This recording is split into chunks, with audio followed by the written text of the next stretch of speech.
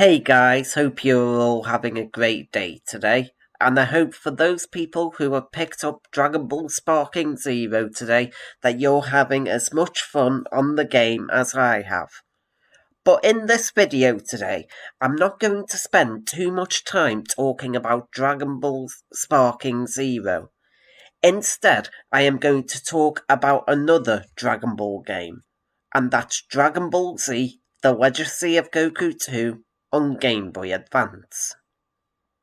Now, if people were to ask me, Tom, what's your favourite Dragon Ball game? I feel like I would have to put them in two different categories.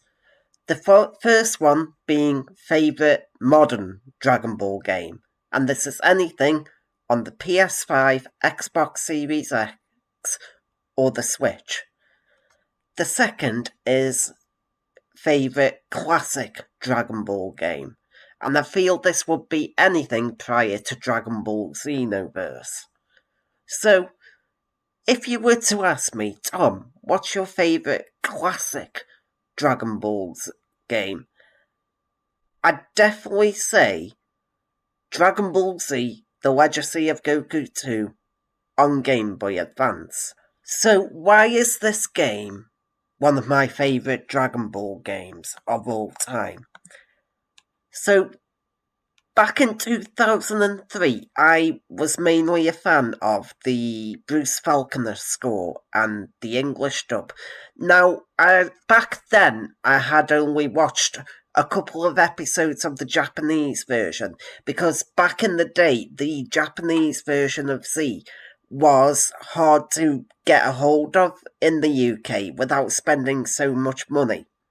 So my preference was the Bruce Falconer dub and the US dub. However, now times have changed. It's easier for me to obtain the Japanese dub, and now hands down, I prefer the Japanese dub 100%.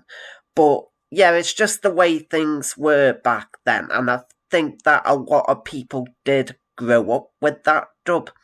But what I feel about Dragon Ball Z: The Legacy of Goku 2 is that the game truly captures the nostalgia of the Bruce Falconer dub and the Bruce Falconer score, because there's music. Is it like a remixed version of the Bruce Falconer score in the game? And I just think every bit of music in that game sounds great. Now, in the first Legacy of Goku game, you could only play as Goku. However, this changed in Dragon Ball Z: The Legacy of Goku 2. And even though the game is called Dragon Ball Z: The Legacy of Goku 2, the game actually centers around 5 characters from the Cell Saga of Z, and you don't actually play as Goku until quite later on in the game. So, in this game, you can play as Gohan, then Piccolo, then Vegeta, then Trunks, and finally Goku. And by the time you get to Goku, you can switch between these characters.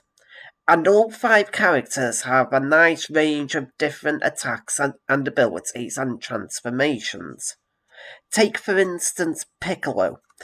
Piccolo, to me, seems like he's quite a lot faster in comparison to the other characters, especially, for instance, Super Saiyan Trunks Grade 2 walks very slowly, as you can imagine, and that's intentional because they wanted to connect it directly for the anime.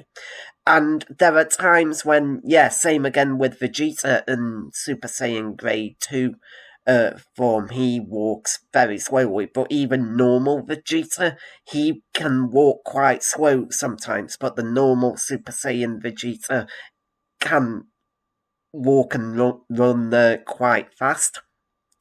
But yeah, I like the range of attacks and transformations that the characters have. For instance, Piccolo can use the special beam cannon, Gohan can use the Masenko, Vegeta can use the big bang attack, Trunks can use his sword, and Goku can use the Kamehameha, and I think he can use the Spirit Bomb, but I'll have to double check that. But yeah, and in terms of the transformations that these characters all have, I think they're great. And I think my favourite is actually Piccolo, because when he transforms into a Super Namekian, he just removes the head turban and the cape, but his speed is 10 times faster, and his attacks are more powerful.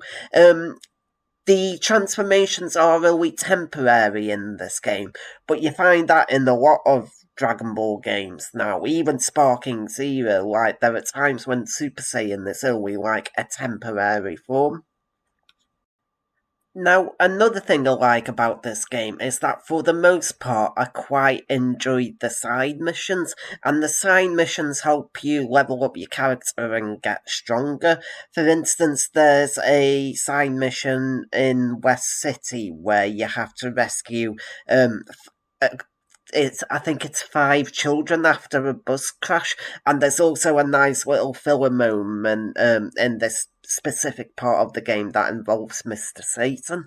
And yeah, I think there's only one side mission that I don't like in the game, and that's the one during the Android saga where you're trying to chase Dr. Giro, and you're playing as Piccolo and you have to deliver these 3 dinosaur eggs. I didn't like that side mission one bit, but yeah, the rest of them I seem to enjoy them quite well. And a final point I want to make about the game is that there is a nice little surprise if you achieve level 50 with all of your characters, and it's definitely worth sticking right to the end because there is a payoff. I'm not going to spoil anything for people who haven't played on the game, but yeah, and it is kind of like a funny thing as well, and Sparking Zero have also done a similar thing, but yeah, go ahead and play Dragon Ball Z: The Legacy of Goku 2. It is certainly worth it, and I highly recommend giving it another try at least at some point. You can complete the game in maybe 5 or 6 hours, so it's not that much of a. It doesn't take up that much of your time. And that was my video on Dragon Ball Z: The Legacy of Goku 2 for Game Boy Advance. And if you liked this video, then feel free to subscribe to my channel and comment and all that. And if you do, I would really appreciate it. It would mean a great deal. And I'd like to take this opportunity to thank everybody who joined one of my Dragon Ball Sparking Zero streams this week. I will continue to stream the game, but I'm just not sure when. But thank you, and I hope, like I said at the beginning of the video, that you enjoy playing on Sparking Zero, and I hope this video has motivated you to go back and play on some of the more older Dragon Ball games. And thank you, enjoy the rest of your day, and I hope to see you in the next video.